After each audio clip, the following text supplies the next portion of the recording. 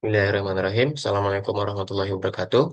Perkenalkan, nama saya Muhammad Sakhawi dengan NIM 2310113. Saya dari kelompok 28 praktikum perencanaan industri. Sini saya akan membahas tentang uji kecukupan data dan juga uji keseragaman data. Yang pertama itu kita akan membahas tentang uji kecukupan data terlebih dahulu. Nah, uji kecukupan data adalah suatu uji yang bertujuan untuk menilai apakah jumlah data yang diperoleh dalam suatu penelitian itu sudah memadai dan mampu mewakili kondisi sebenarnya, sehingga hasil analisis yang dihasilkan itu dapat dipercaya serta memiliki tingkat validitas yang tinggi. Nah, langkah pertama dalam uji kecukupan data itu kita melakukan percobaan terlebih dahulu sesuai pada penelitian. Pada praktikum ini, kita akan melakukan 10 kali percobaan untuk setiap rakitan. Sini saya mengambil contoh yaitu rakitan kap mesin, rakitan panjang, dan juga rakitan sasis. Nah, untuk percobaan ini ada 10 percobaan dan waktu percobaan sudah didapatkan. Soalnya itu kita menghitung untuk X di kuadrat. Waktu waktu percobaan itu dikuadratkan. Nah, selanjutnya itu kita menghitung sigma XI yang dikuadratkan. Yang berarti total waktunya itu dikuadrat. Nah, selanjutnya itu kita akan menentukan K dan S-nya. K itu merupakan tingkat kepercayaan dan S itu tingkat ketelitian. Nah, pada praktikum ini, jika kita menggunakan tingkat kepercayaannya itu sebesar 2, maka tingkat ketelitiannya itu kita gunakan sebesar 0,5. Nah, dapatlah untuk n aksen. Nah, untuk rumus mencari rumus dari n aksen yaitu eh, k k per s eh, dikali dengan akar n sigma xi kuadrat dikurang dengan sigma xi yang dikuadratkan per dengan dibagi dengan sigma xi. Maka didapatkan n aksennya sebesar 32,95 pada rakitan kap mesin. Nah, ketentuan pada uji kecukupan data itu adalah jika n aksennya itu, n aksen dari hasil perhitungan lebih kecil atau kecil sama daripada n, maka data yang sudah diambil itu bisa dikatakan cukup.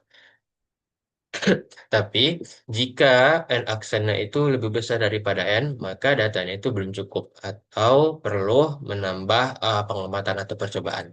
Nah, pada rakitan kap mesin, karena n aksennya itu lebih besar daripada n, n di sini adalah jumlah percobaan. Jumlah percobaan kita itu adalah 10. Nah, maka n aksennya itu 32,95 dan n-nya itu 10, maka n aksennya itu lebih besar. Maka kesimpulannya itu adalah perlu adanya penambahan percobaan atau data karena n aksennya itu lebih besar daripada n. Oke. Begitu untuk seterusnya pada rakitan-rakitan selanjutnya. Contoh selanjutnya itu adalah rakitan kap panjang. Untuk rumus mencarinya itu sama untuk semua rakitan.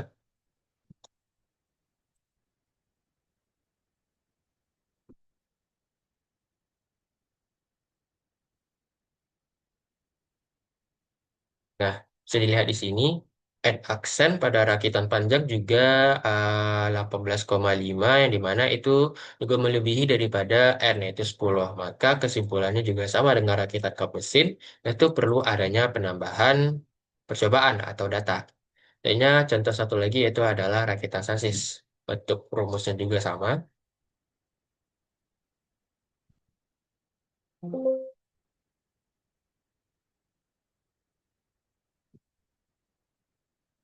Dua ini 0,05. Nah, bisa dilihat di sini juga untuk N aksen pada rakitan sasis itu sebesar 67,19. Nah, ini juga lebih dari N yaitu 10. Maka kesimpulan yang didapatkan yaitu perlu adanya penambahan percobaan atau data karena N aksen itu besar daripada N.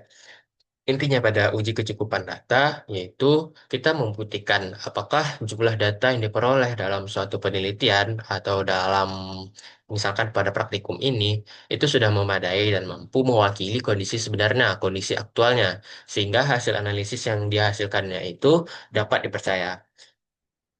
Lanjut untuk keseragaman. Ya, selanjutnya itu adalah uji keseragaman data. Nah, uji keseragaman data itu merupakan proses untuk menilai apakah data hasil pengamatan memiliki tingkat konsistensi yang stabil sehingga dapat digunakan untuk analisis lebih lanjut tanpa menimbulkan bias. Untuk rumus-rumus dari perhitungan standar uji keseragaman data itu bisa dilihat pada layar. Dan untuk langkah pertama itu seperti sebelumnya, itu kita masukkan terlebih dahulu waktu percobaan perakitan.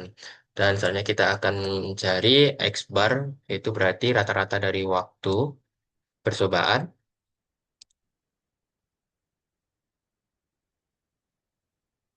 Dan selanjutnya kita akan menghitung standar deviasi. Untuk memudahkan, kita hitung terlebih dahulu X bar dikurang XI dikuadratkannya.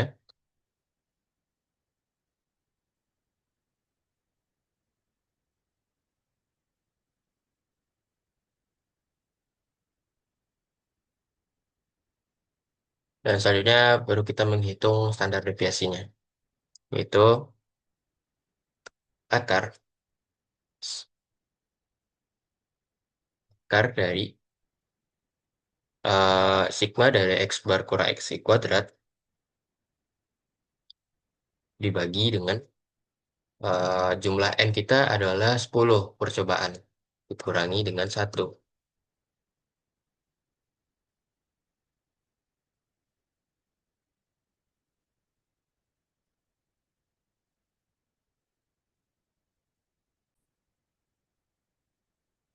Nah, harusnya rumusnya itu adalah oke, itu didapatkan hasil dari standar deviasinya. Nah, selanjutnya kita akan menghitung batas atas dan juga batas bawah. Batas kontrol atas dan juga batas kontrol bawah. Yaitu rumusnya adalah X bar ditambah dengan K, tingkat kepercayaan yang sudah kita tentukan tadi, yaitu sebesar 2 dikali dengan standar deviasinya. Untuk BKB, batas kontrol bawah, yaitu berarti X bar dikurang dengan tingkat kepercayaan itu sebesar 2 dikali dengan standar deviasinya. Untuk membuktikan bahwa uh, waktu pada percobaan ini apakah sudah berada di pada batas kontrol atas dan juga batas kontrol bawah, kita perlu memplotnya ke dalam bentuk line chart.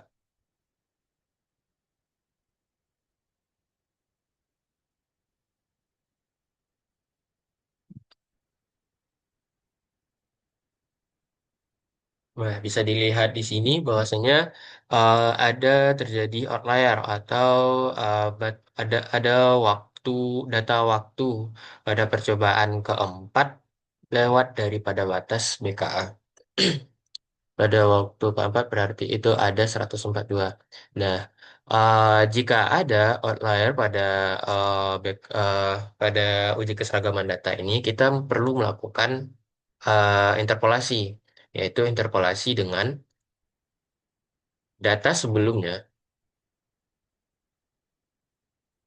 Perlu kita perlu melakukan perubahan data untuk data di sini contohnya itu data keempat, itu dengan data sebelumnya ditambah dengan data setelahnya itu data kelima dibagi dengan 2. Maka data 204 ini itulah yang digunakan untuk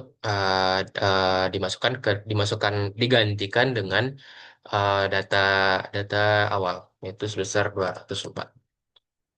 Nah, maka bisa dilihat di sini ada perubahan perubahan pada grafik di mana waktu pada eh, waktu pada percobaan itu sudah berada pada batas kontrol dan ke batas kontrol bawah.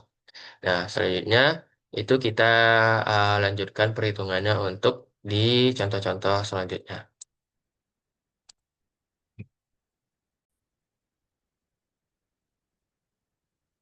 Untuk perhitungan sebelumnya itu digunakan untuk pada rakitan-rakitan selanjutnya.